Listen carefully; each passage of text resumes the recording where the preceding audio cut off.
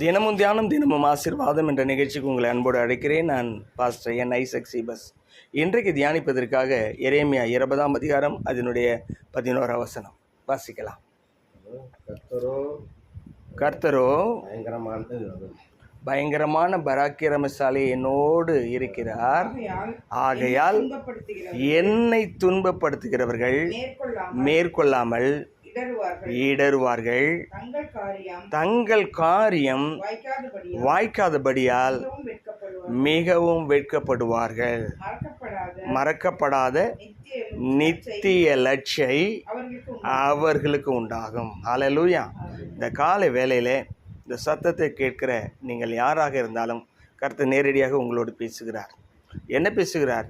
இதுவரைக்கும் எத்தனையோ துன்பங்களை நீங்கள் அனுபவித்திருப்பீர்கள். ஆனால் இன்றைக்கு ஆண்டவர் சொல்கிறார், அவர்கள் உன்னை மேற்கொள்ள மாட்டார்கள், நீ அவர்களை மேற்கொள்வாய். உன்னை இடர பண்ண விரும்பினவர்கள் இடர்வார்கள், நீ இடர மாட்டாய். பிகாஸ் ஏனென்றால் கர்த்தர் பயங்கரமான பராக்கிரமசாலியாய், எது வந்தாலும் தடுக்கிற தேவனாய், எது வந்தாலும் மீட்கிற தேவனாய், எது வந்தாலும் காப்பாற்றுகிற தேவனாய் இன்றைக்கு உங்களோடு இருக்கிறார். ஆகவே கலங்காதிருங்கள், பயப்படாதிருங்கள். எதிரிகளுக்கு முற்றுப்புள்ளி வைத்தார். உங்களுக்கு ஒரு புதிய அத்தியாயத்தை தேவன் இன்றைக்கு ஆரம்பிக்கிறார்.